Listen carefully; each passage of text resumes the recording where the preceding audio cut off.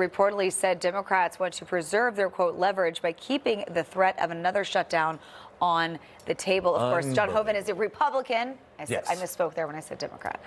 All right, well, joining us now is Republican Congressman Mark Harris of North Carolina. Congressman, I mean, Democrats proved they're willing to use Americans as leverage during the first shutdown, and it looks like they're ready to do it all over again. What do you think happens here in the next month? Well, Mark and Charlotte, thank you for having me this morning. And Charlotte, happy birthday. Thank you. On a great day. Listen, this is another situation that is quickly developing. And I cannot believe that the Democrats would think, once again, of taking the American people hostage over something that is going nowhere. What they're going to experience on December 31st is what the Democrats put in place. And they put in place that these premium COVID subsidies would expire, because there's no way that we can continue to prop up this system with the COVID era subsidies. And they were exactly that. I want to emphasize again, that's what's going away as the clock ticks down on December 31st, are these COVID era subsidies that just allowed the insurance companies to just get incredible amounts of money paid directly to them, that we've seen an incredible amount of waste, fraud, and abuse. In fact, 96% of fake applications were just rubber stamped for Obamacare. And that's a serious, serious problem.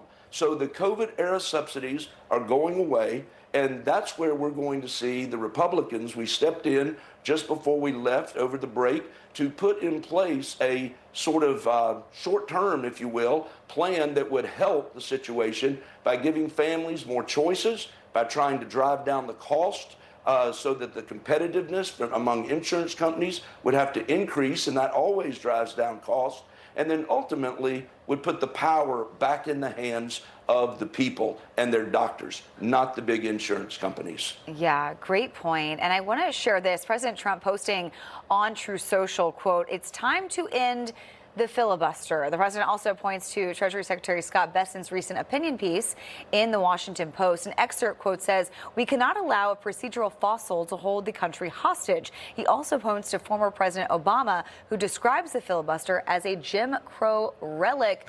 Congressman, what are your thoughts on this?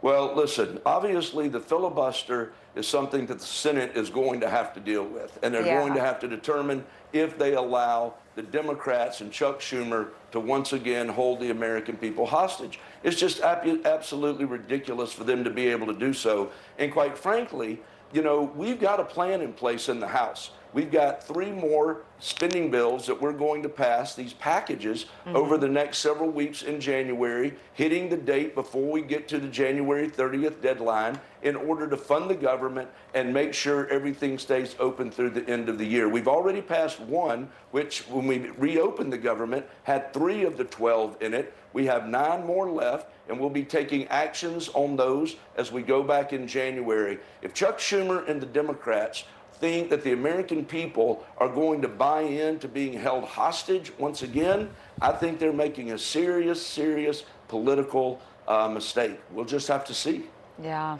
Yeah, Congressman, before we let you go, I got to ask you about this. As we talked at the top of the show, the president having basically the world leaders all coming to Mar-a-Lago this weekend to talk about world peace. And that's not sitting well with one of your colleagues, Republican Congresswoman Marjorie Taylor Greene of Georgia, announcing she's, of course, stepping down from Congress. But before then, she's out criticizing the president. She posted on Sunday, quote, "Zelensky today, Netanyahu tomorrow. Can we just do America?" I'm not sure what Congresswoman Marjorie Taylor Greene's up to these days, but we can do it all, can't we? Absolutely. I think that is just a ridiculous and just frankly a weak post. President Trump has made a commitment to the American people. He is a leader. He's the leader of the free world. He has been working diligently in his foreign policy areas, and he is getting it done. And I think all Americans appreciate this. I think leaders around the world respect America once again. And this was an important piece of his campaign, is we were going to get people to understand that America was once again being a leader in the world, and President Trump has certainly embraced that and has demonstrated that. So yes, we're doing America, we're making America great again, and I think you're going to continue to see that as we move into 2026, and I think their great days are still ahead. All right, North Carolina Congressman Mark Harris, great to have you with us this morning. Thank you. Happy New Year. Great to be with you. Happy New Year to you. All right.